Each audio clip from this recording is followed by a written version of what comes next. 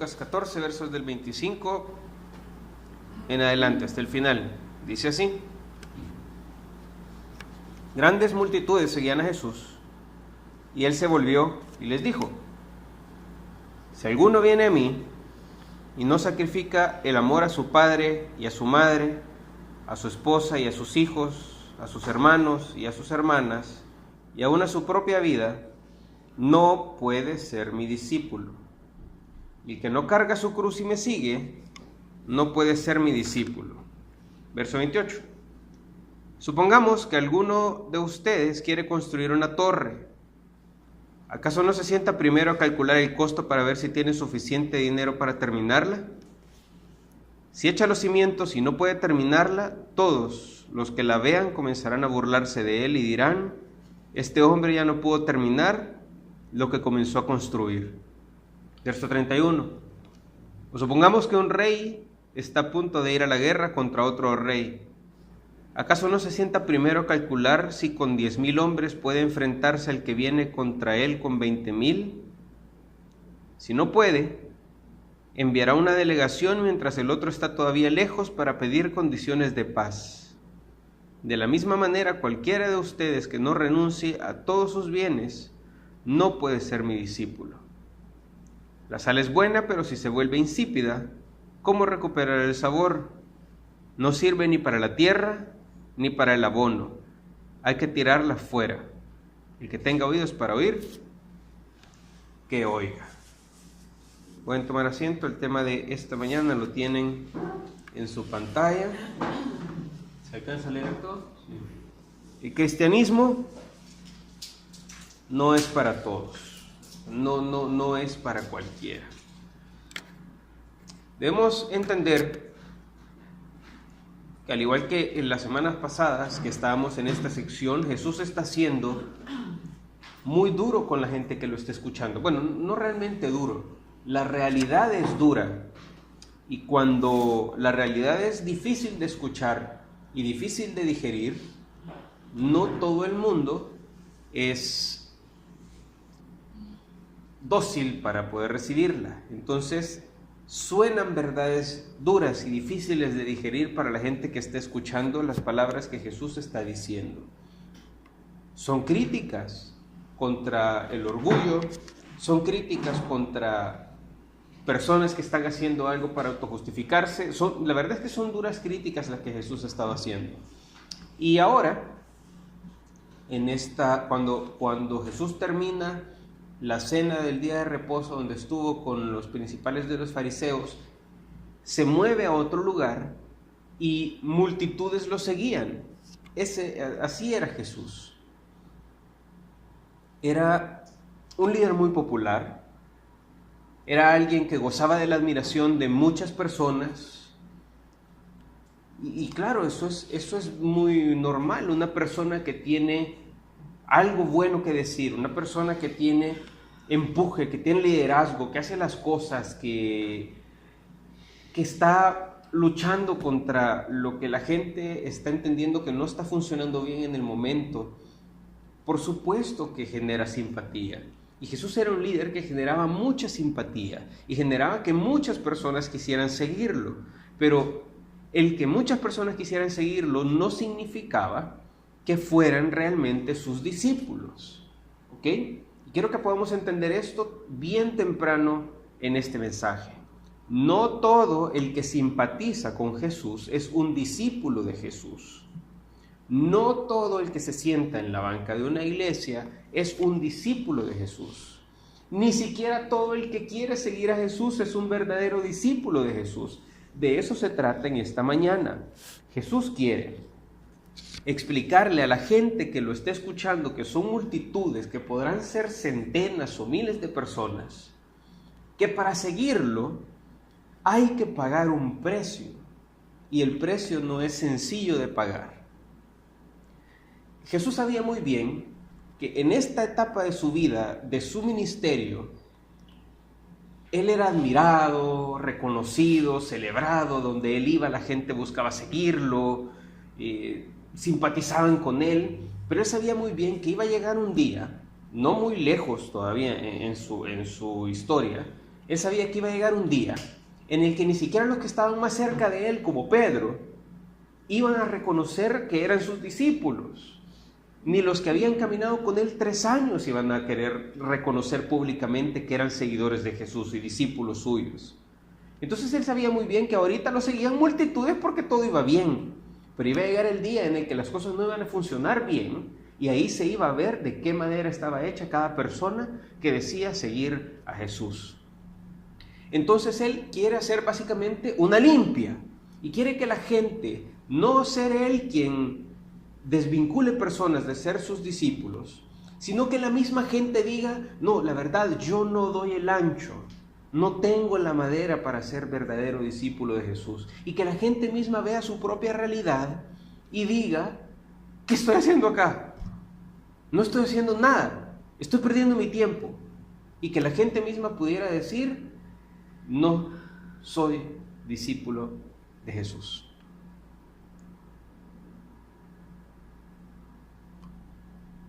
Los ejemplos que Jesús utiliza son 2 que vamos a ir viendo dentro de algunos minutos: el ejemplo de una torre a medio construir y el ejemplo de un rey que va a la guerra contra otro rey. Y con estas 2 ideas, Jesús quiere sentar las bases de algo que en la época de Jesús todo el mundo conocía, pero nosotros no lo reconocemos porque estamos muy lejos en tiempo, estamos muy lejos geográficamente, tenemos muchas diferencias con el mundo judío de la época de Jesús y el pueblo salvadoreño del año 2018. Para la época de Jesús existía lo que ahora no existe, que es esta filosofía de enseñanza de rabino, discípulo. Ahora no tenemos eso. Ahora la enseñanza bíblica se transmite con la filosofía pastor-oveja. Las ovejas rara vez y muy difícilmente, pero en alguna extraña ocasión, tienen pláticas teológicas con sus pastores, en donde se hacen preguntas y respuestas y debaten y contraponen puntos contra otros, y esta es mi idea y esta es mi posición, esta es mi opinión. La filosofía de ahora es que el pastor tiene la razón y la oveja acepta lo que se enseñe. Y si no, pues no hay problema, me muevo a otro lugar en donde coincidamos en ideas. Pero en el mundo de Jesús, el rabino y sus discípulos básicamente convivían constantemente. Y especialmente un rabino como Jesús, que era lo que ya hemos hablado en alguna otra ocasión, un rabino itinerante que se movía de ciudad en ciudad. Los discípulos de un rabino itinerante se movían junto con su rabino, y pues este tipo de personas eran una familia. Viajaban juntos, comían juntos, dormían juntos, estudiaban juntos. Entonces estudiaban todo el tiempo mientras se iban moviendo. Este era el tipo de discipulado de Jesús.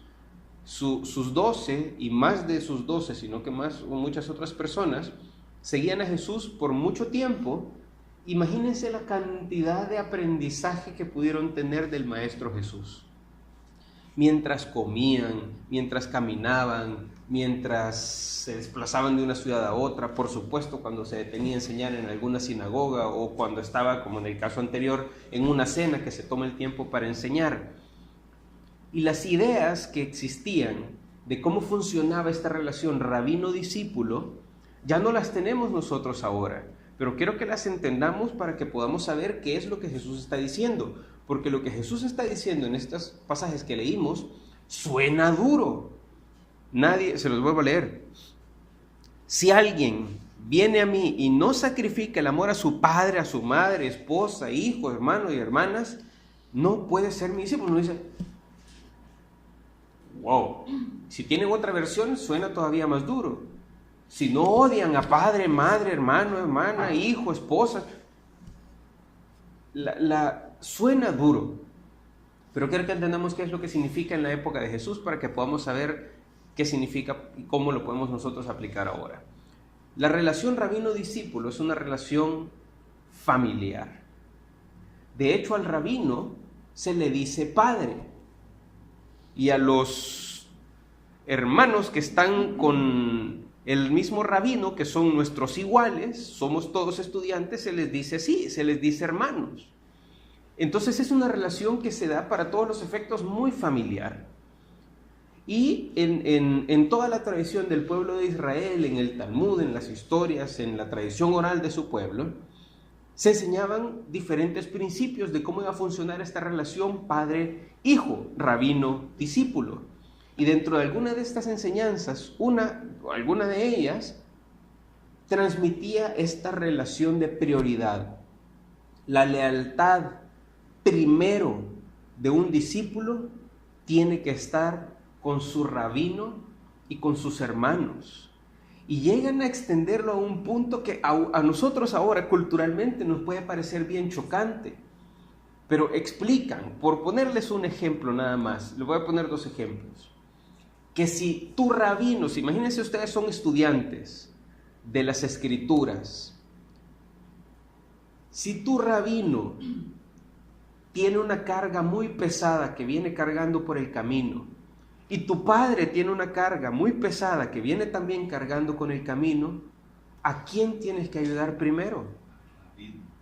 Y la respuesta era, a tu rabino. Y luego de que aligeres la carga de tu rabino, aligeras la carga de tu padre. Eso significa odiar a padre y a madre. En la tradición del pueblo de Israel, para nosotros, amor y odio son antónimos. Vamos a ver, clase de idioma nacional, lenguaje, ¿qué es un antónimo? Es un opuesto. Amor y odio para nosotros son opuestos.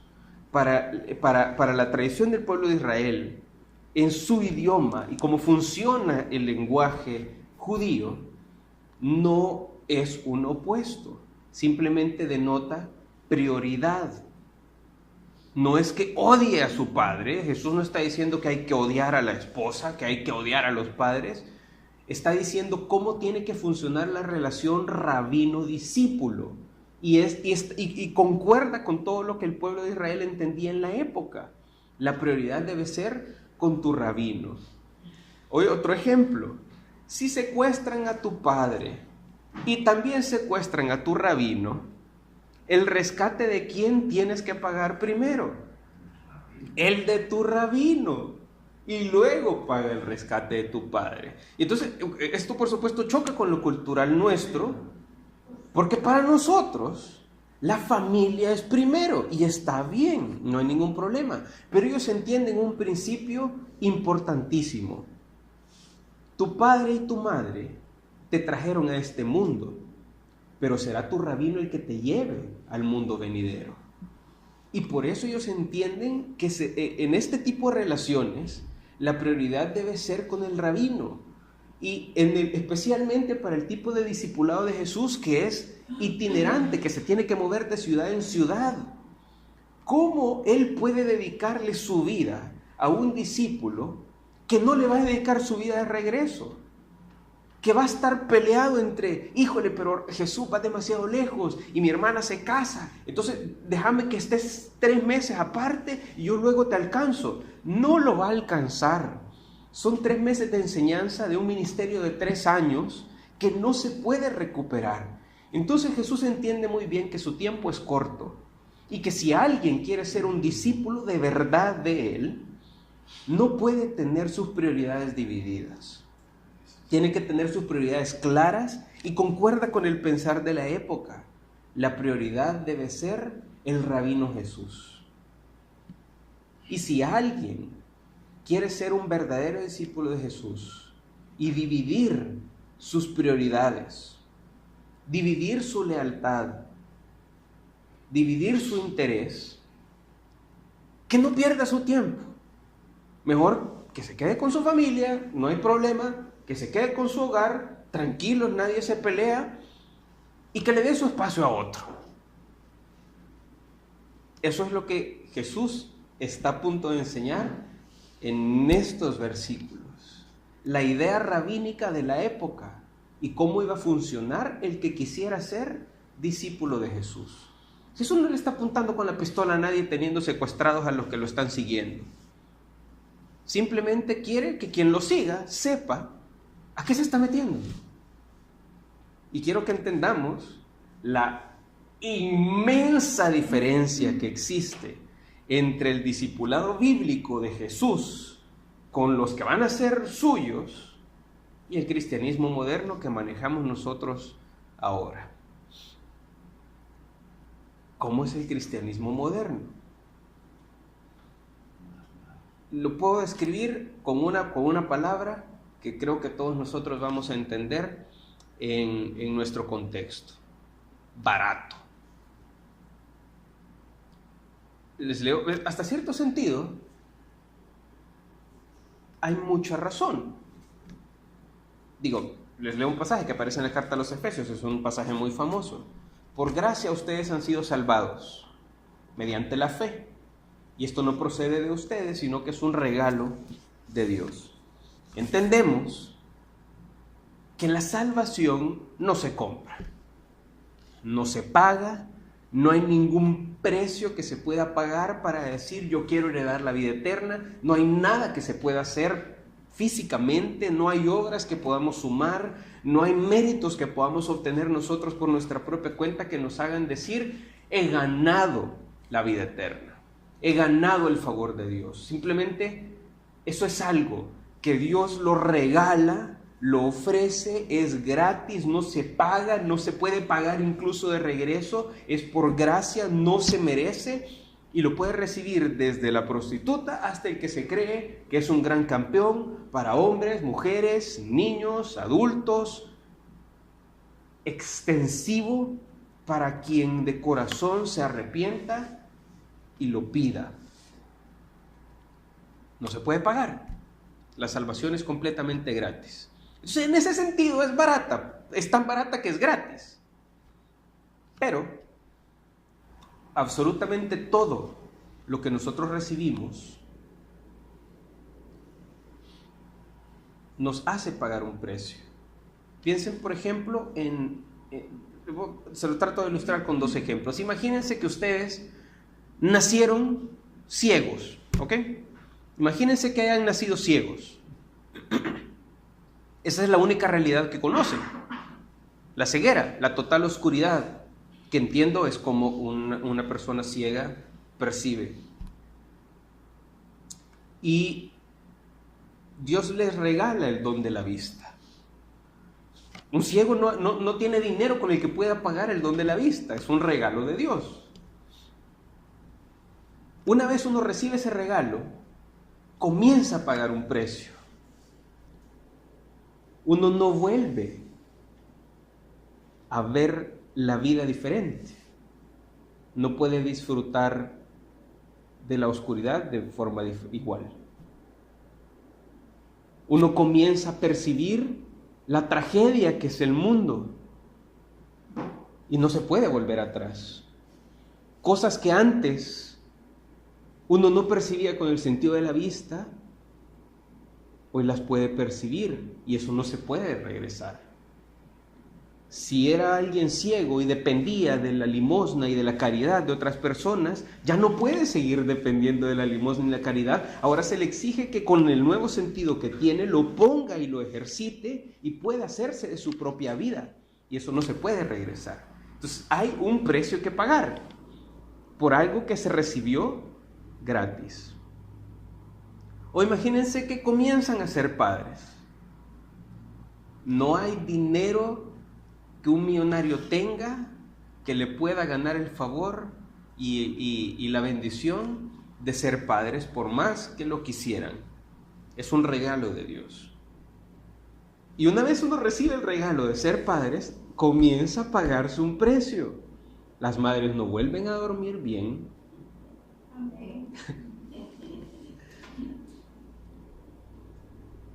¿Se pierde autonomía o se gana un estilo de vida diferente? Véanlo como lo quieran ver, pero el punto es que uno no puede volver al estado en el que estaba antes. Se paga un precio. ¿Sí me explico con esto? Entonces, el cristianismo de hoy se vende bien barato, como si no hubiera un precio que pagar. Como que sí, mire, repita esta oración Y luego, ay, pero usted, ¿cómo se le ocurre vivir? Y no funciona así. Levante la mano, exprese físicamente, haga una profesión de fe y luego no hay precio que pagar. Y en el mundo de la Biblia, Jesús con sus discípulos, a nadie, jamás, nunca se lo enganchó de esta manera, con este tipo de publicidad engañosa. Cuento una historia. Hace muchos años, no sé si existe todavía o ya no, pero no importa. Hubo una academia de inglés que ofrecía clases y de repente ofrecían becas. Todo el curso de inglés, desde básico hasta avanzado, completamente gratis. Solo había que llamar a un número y las primeras 10 personas que llamaran iban a tener esta beca completamente gratis de inglés desde básico hasta avanzado.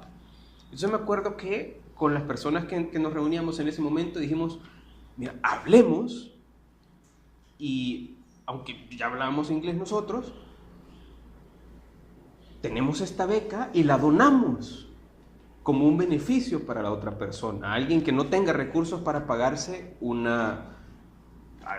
idioma completo desde básico hasta avanzado. Entonces llamé, porque yo era el encargado en ese momento de hacer ese tipo de gestiones, y va, sorpresa, era de las 10 personas primeras en llamar.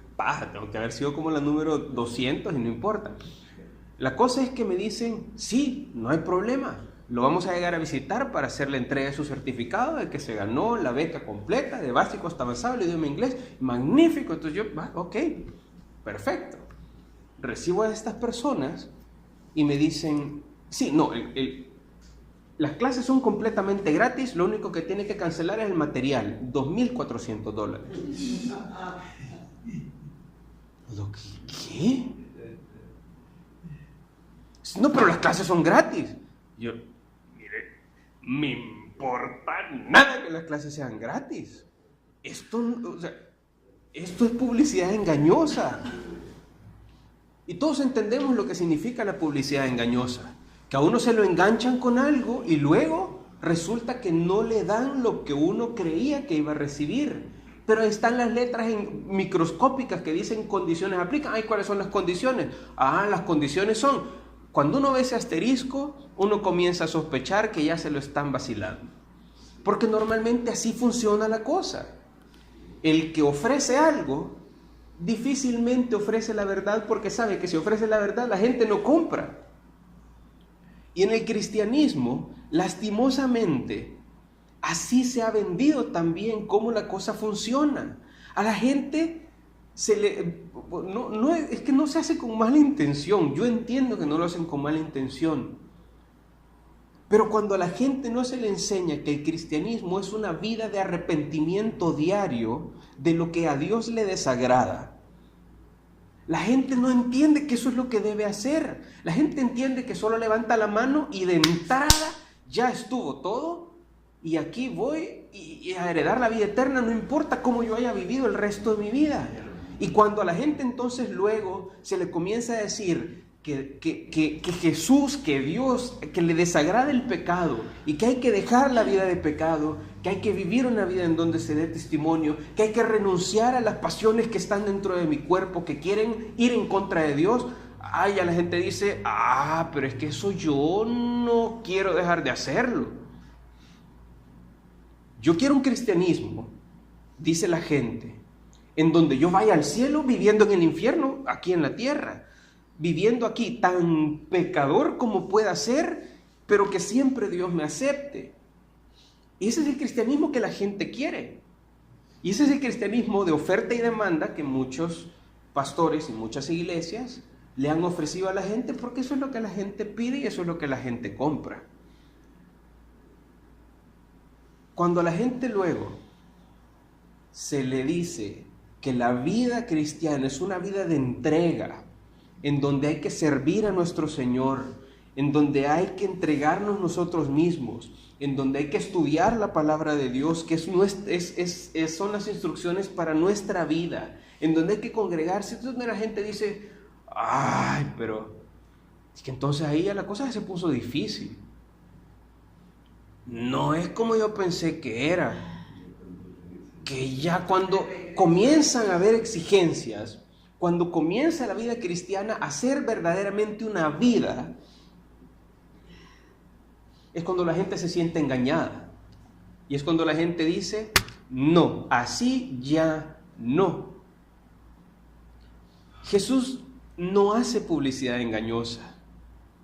Jesús prefiere que lo sigan pocos, pero que esos pocos que lo sigan entiendan a qué se están metiendo. Entienden que el precio es alto. Y la estrategia, por cierto, no debería cambiar hoy por hoy. Si desde los púlpitos fuéramos honestos en decirle a las personas, ¿qué espera Dios de nosotros? Yo sé que hubiera menos.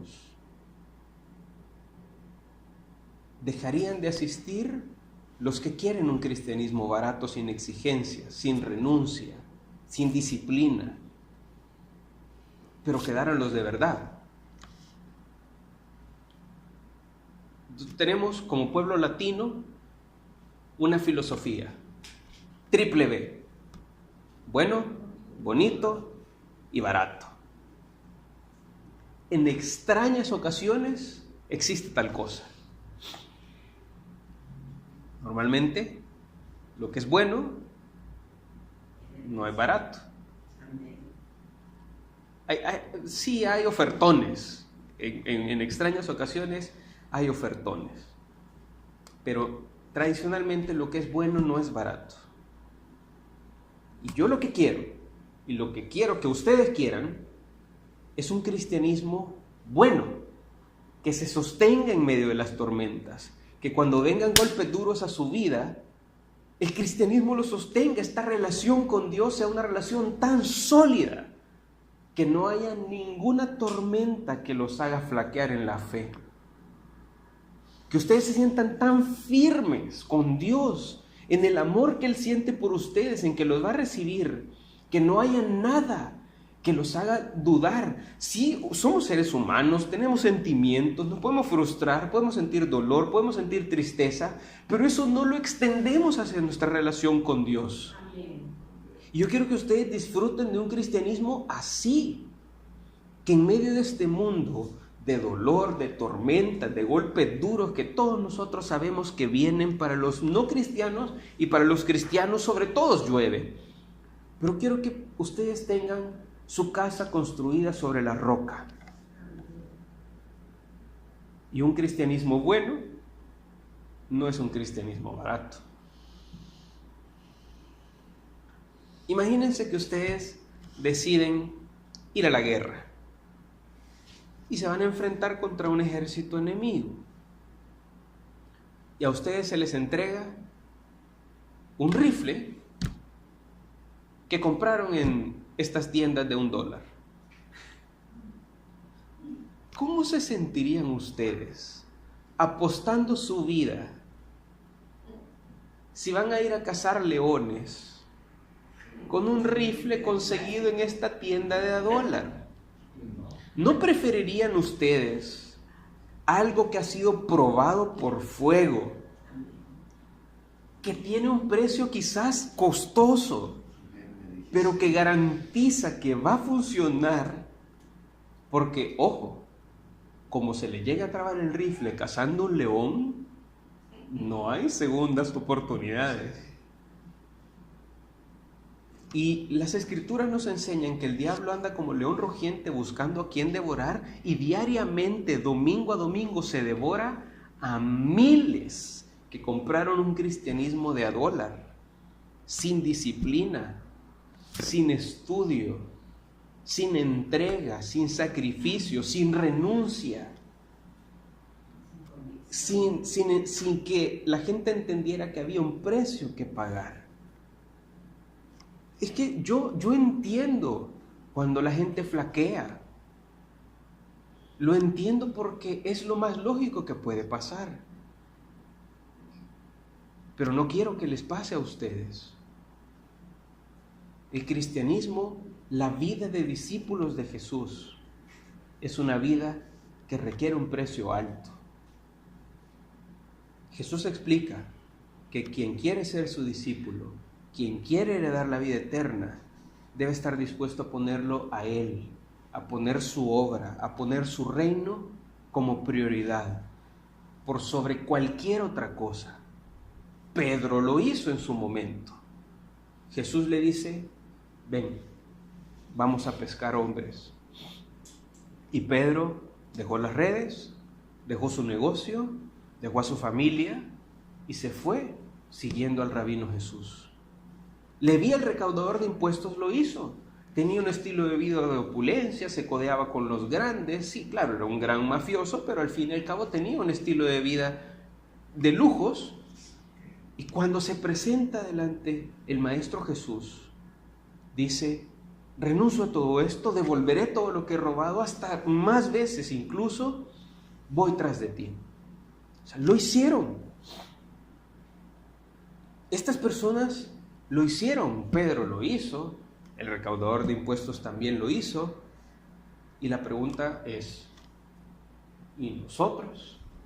2000 años después, que ni queremos renunciar a dormir un día domingo, ya vamos a andar renunciando a nuestra vida cuando se nos exigiera, en el caso que así llegara a ser necesario.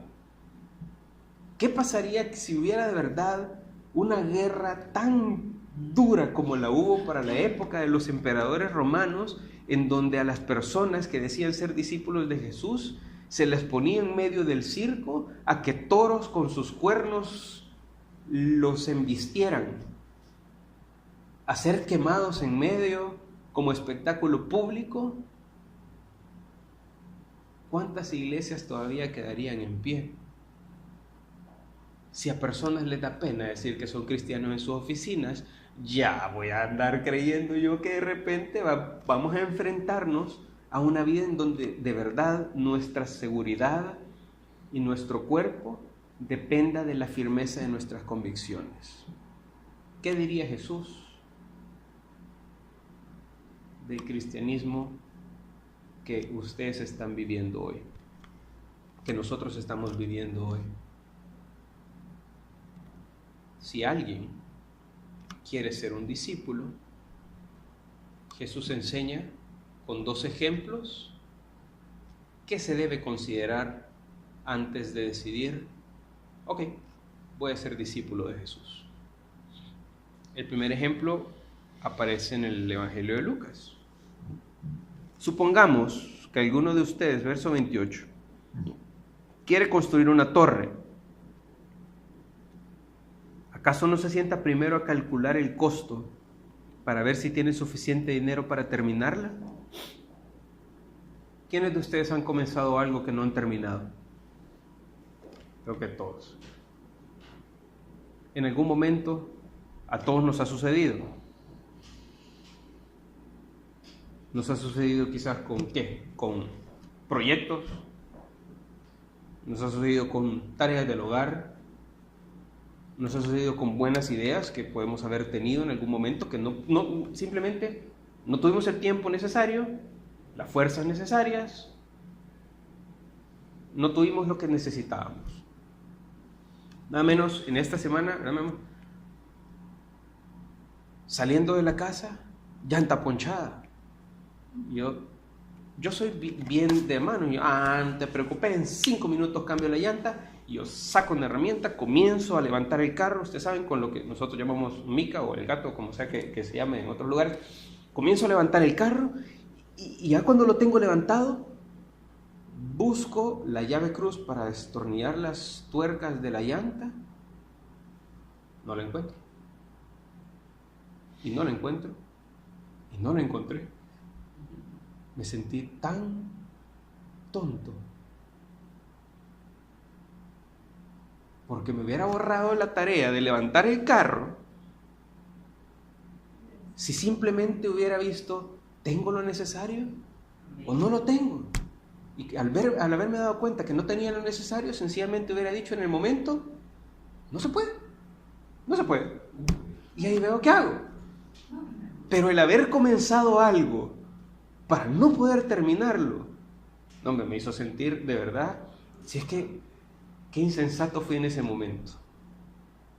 Pero nos pasa a todos constantemente con muchas cosas, con muchísimas cosas. Jesús sigue explicando. Si echa los cimientos, una persona que se pone a levantar una torre y luego calcula o sin haber calculado se da cuenta que no tiene lo necesario para terminarla. Si echa los cimientos y no puede terminarla, todos los que la vean comenzarán a burlarse de él y dirán, este hombre ya no pudo terminar lo que comenzó a construir. En el cristianismo esto es lo que sucede. En el discipulado esto es lo que sucede. Hay personas que se emocionan y dicen, como los que están siguiendo a Jesús en el momento, qué bonito habla el Maestro Jesús, qué bonito habla el Rabino Jesús, quiero ser su discípulo. Y comienzan a seguirlo con el buen deseo, con la muy buena voluntad de seguir a un rabino que admiran. Y como Jesús no le vende publicidad engañosa a nadie, entonces Jesús se va a tomar el tiempo de decirles, momento, paren ahí y antes que sigan caminando, antes que me alcancen hasta la otra ciudad, evalúen si tienen lo necesario para ser mis discípulos. Si no lo tienen, mejor ni comiencen a caminar, mejor no tiren los cimientos, porque van a ser la burla de todo el mundo. Y eso es lo que pasa cuando una persona quiere heredar la vida eterna y no obedecer al Dios de la vida eterna. Yo se les he dicho en muchas ocasiones, me encanta cuando toda la gente al morir quiere ir al cielo. Lo que no entiendo es para qué quieren ir al cielo a vivir una vida eterna con el Padre Celestial si en vida no quieren pasar ni una hora a la semana en comunión con el Padre Celestial. Simplemente no lo entiendo. No hace lógica. Uno no va donde uno no disfruta estar. Es necesario que entendamos cuál es el precio que debemos pagar antes de comenzar a tirar los cimientos de una vida de discipulado de Jesús. Y el costo de seguir a Jesús es obediencia absoluta en todo. Por eso la vida militar es una vida de muchos retos. Uno entiende a qué se mete, debería entender a qué se mete cuando uno entra a la academia militar. Cuando la gente entra a la academia militar entiende, no importa quién sea, que comienza como cadete y como cadete no es nadie. No importa el apellido que tenga, usted aquí se llama cadete. Y como tal, tiene que obedecer a sus superiores, no importa que el superior venga de otro pueblo, tenga otro apellido, otra posición económica, sencillamente no importa. El rango superior debe obediencia. Y cuando más uno va subiendo en rangos en la vida militar, a mí realmente eso es algo que impresiona, porque ese tipo de obediencia es la que nuestro Señor esperaría de nosotros. El capitán, general o el rango superior puede decirle a algún cadete, cadete, por favor. O quizás ni siquiera le dice, por favor, no, cadete, muévame estas 40 sillas de acá para acá. Y el cadete no anda preguntando, ¿por qué? El cadete no anda preguntando, ¿para qué? Mucho menos anda preguntando, ¿y yo qué gano? El cadete le queda decir, perfecto, en este momento mi capitán, y las mueve. Y si al capitán se le da la gana de decirle, cadete, me las mueve de regreso a donde estaban, el cadete no anda diciendo, ¿y entonces para qué me hizo moverlas en un principio al otro lugar? El cadete no dice, ¿y entonces por qué me agarra como que soy tonto para mover las cosas de un lugar a otro. Mucho menos le va a decir, pues entonces hágalo usted. El cadete va a decir, sí, mi capitán, en este momento, mi capitán, y las mueve. El soldado obedece. Obedece sin preguntar, obedece sin reclamar, obedece sin pedir explicaciones, obedece porque confía en una cosa. Y esa es la confianza que se espera en el cuerpo militar. Si me están pidiendo algo, el de arriba sabe. Yo no entiendo, pero el de arriba entiende. Y yo espero que en nuestro cristianismo todo lo que Dios nos pide hacer, dejar de hacer, cumplir, vivir, nosotros podamos responder con obediencia absoluta. Si no somos soldados de este tipo, créanme algo, no vamos a sobrevivir esta guerra.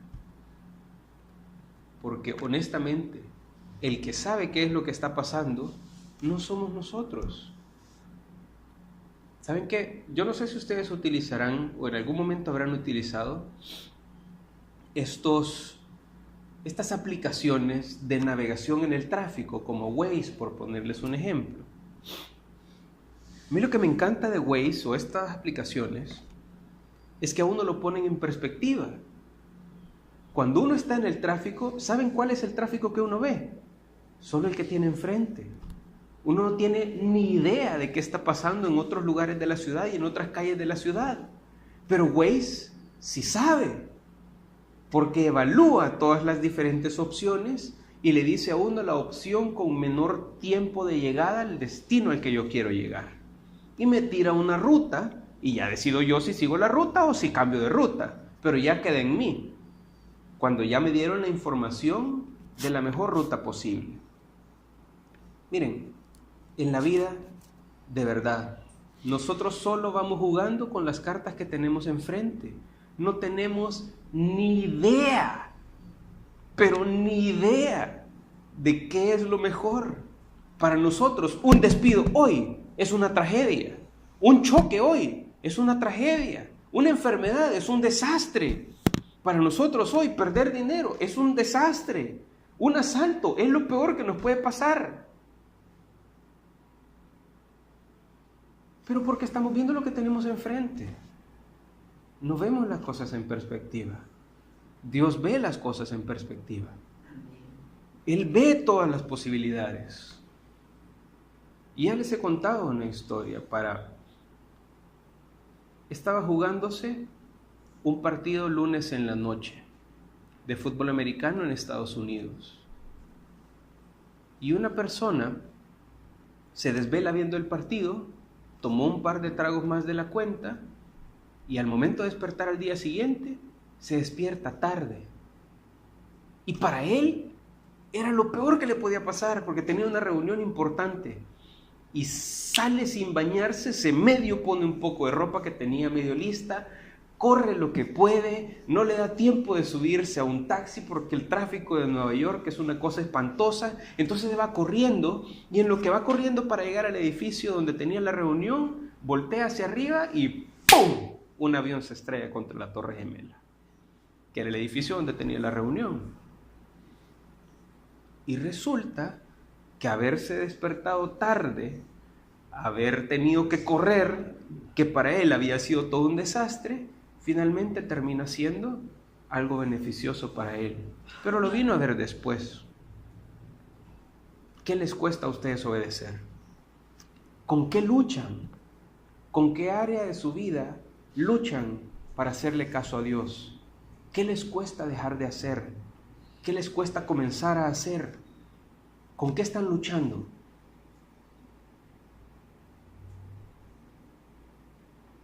Dios nos pide obediencia porque Él sabe lo mejor. Nos pide dejar de hacer cosas porque Él sabe que eso es lo mejor.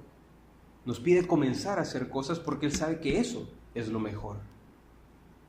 Y si no estamos dispuestos a obedecer en todo lo que nos pida, no estamos dispuestos a seguir a Jesús. No tenemos nada que hacer en esta vida del cristianismo. Les leo un pasaje que aparece en la carta a los Gálatas. Vivan por el Espíritu y no seguirán los deseos de la naturaleza pecaminosa. Esta desea lo que es contrario a ella.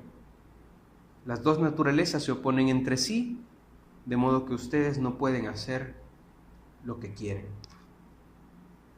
Pablo tenía este dilema. Él quería hacer lo bueno y se encontraba con que dentro de él había algo que lo impulsaba también a hacer lo malo.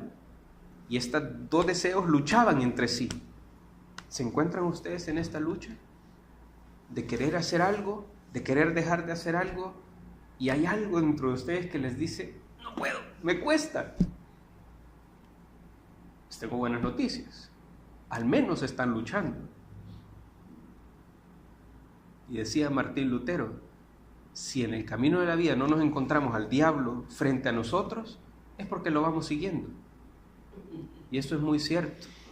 Una vida de lucha, una vida en donde cuesta hacer lo bueno, es al menos una vida que está demostrando que hay dentro de nosotros una naturaleza espiritual que quiere agradar a Dios. Necesitamos ayuda y pídanle a Dios ayuda para poder obedecerlo en absolutamente todo lo que Él pide de nosotros. Ese es el precio que hay que pagar. Y nadie comienza a construir sin saber si al principio tiene lo necesario para terminar lo que va a comenzar a construir. Jesús quiere que sus discípulos se pregunten eso. Quiero tanto heredar la vida eterna, quiero tanto la salvación, que estoy dispuesto a obedecer a Dios en lo que Él me pida, no importa lo que esto sea. Y Jesús espera que sus seguidores no sean fríos, más bien dicho, sean fríos o calientes, no ser tibios. Eso es lo peor que puede pasar. Y luego Jesús cuenta una segunda parábola. Supongamos que un rey está a punto de ir a la guerra contra otro rey. ¿Acaso no se sienta primero a calcular si con 10,000 hombres puede enfrentarse al que viene contra él con 20,000? Visualicen la escena. 10,000 hombres contra 20,000 hombres. Arcos y flechas contra rifles, escopetas y armas de alto calibre. ¿Quién va a ganar? Estadísticamente, el que tiene más. Estadísticamente, el que tiene mejor armamento. O sea, El Salvador con nuestra Fuerza Armada contra las potencias nucleares de nuestro planeta. No tenemos nada que hacer ahí. Bueno, sí tenemos algo que ir a hacer ahí. A decir, perdón, sí, me rindo. Y eso es lo que Jesús le enseña a sus discípulos que debe pasar con este ejemplo. El rey que entiende que no tiene suficientes soldados para hacerle frente a otro rey que tiene más, le da una recomendación muy inteligente. Mejor va. Y antes que se tengan que enfrentar duro, va para poder tratar la paz. De la misma manera, cualquiera de ustedes que no renuncie a todos sus bienes, no puede ser mi discípulo. En este caso, el rey tiene que soltar su orgullo. ¿Qué es lo que normalmente pasaba en una guerra en donde un rey se rendía al otro rey? Humillarse, someterse, y en ese momento su corona ya no existe. Solo hay un rey. El que no se rinde cuando se ve en desventaja es como que alguno de nosotros no quiere rendir un área de su vida porque la quiere seguir gobernando. Y debemos entender que en nuestra vida solamente debe haber un rey. Y el rey no soy yo. Dios no va a compartir esto. Lo que nosotros queramos seguir gobernando, lo vamos a perder. Nos lo van a quitar. Porque en nuestra vida hay un creador y hay un Señor y no somos nosotros. Así que debemos entender desde ya que si Jesús no es Señor de algún área de nuestra vida, Él no es Señor de nuestra vida, no nos engañemos. Porque no puede existir que tengamos deidades compartidas, reinados compartidos. O Él es Señor de todo o no es Señor de nada. ¿Qué nos cuesta soltar? ¿Qué nos está costando entregarle para que Él gobierne? Quizás las finanzas puede ser para alguien. Quizás la familia pueda ser para alguien. Quizás una vida desenfrenada. Yo quiero vivir mi vida como a mí me dé la gana. Puede ser con lo que alguien lucha. Quizás las aspiraciones a futuro sea lo que alguien no quiere rendirle a Dios. Y dice, yo tengo mi plan trazado. Y dentro de 5 años yo voy a estar aquí, acá y acá. Ay.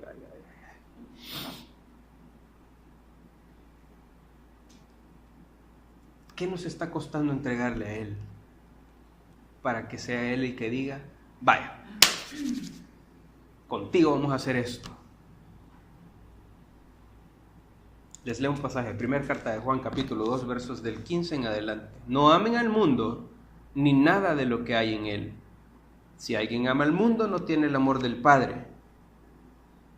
Más adelante dice, al final del verso 17, el mundo acaba con sus malos deseos, pero el que hace la voluntad de Dios permanece para siempre. No sé qué pueda costarle soltar, no sé. Es posible que alguien diga, no puedo perder a mis amigos, no puedo perder lo que la gente piensa de mí, no puedo soltar el gobierno de mis finanzas, no sé con qué luchar a cada uno de ustedes. Solo sí sé algo. Un día todos los muertos resucitarán. Y nos presentaremos delante del Padre y no habrá una tan sola persona que diga, sufrí demasiado por Cristo. No hay demasiado sufrimiento por Él. Todo lo que acá lloremos, lo vamos a llegar a disfrutar más adelante. Todo lo que acá perdamos, lo vamos a recibir de nuevo con creces más adelante. El que acá llora, verá sus lágrimas secadas. El que acá sufre, recibirá recompensa. El que acá fue pobre, tendrá mucho en la vida eterna. Quiero que podamos entender que a cualquier cosa que nosotros renunciemos, que cualquier precio que nosotros tengamos que pagar por seguir a Jesús, por ser sus discípulos, por heredar la vida eterna, no importa cuál este sea, es un precio que vale la pena. Vale la pena más que cualquier otra cosa en nuestra existencia, porque nuestra existencia va a terminar aquí en la tierra. Este mundo, por cierto, va a terminar también. Lo único que no va a terminar es nuestra vida, que vivamos con nuestro Señor o separados de nuestro Señor. No importa el precio que tengan que pagar. Amigos, planes, terrenos, comodidad, horas de sueño, no importa el precio que tengan que pagar, vale la pena. Cuando Dios pide algo, vale la pena. Cuando Jesús pide algo, vale la pena. Y espero que consideren, así como Jesús le dice a los que lo iban siguiendo, consideren si el discipulado vale tanto para ustedes, si la vida eterna para ustedes vale tanto, para que podamos decidir, ok, lo hago. Pongámonos por favor de pie.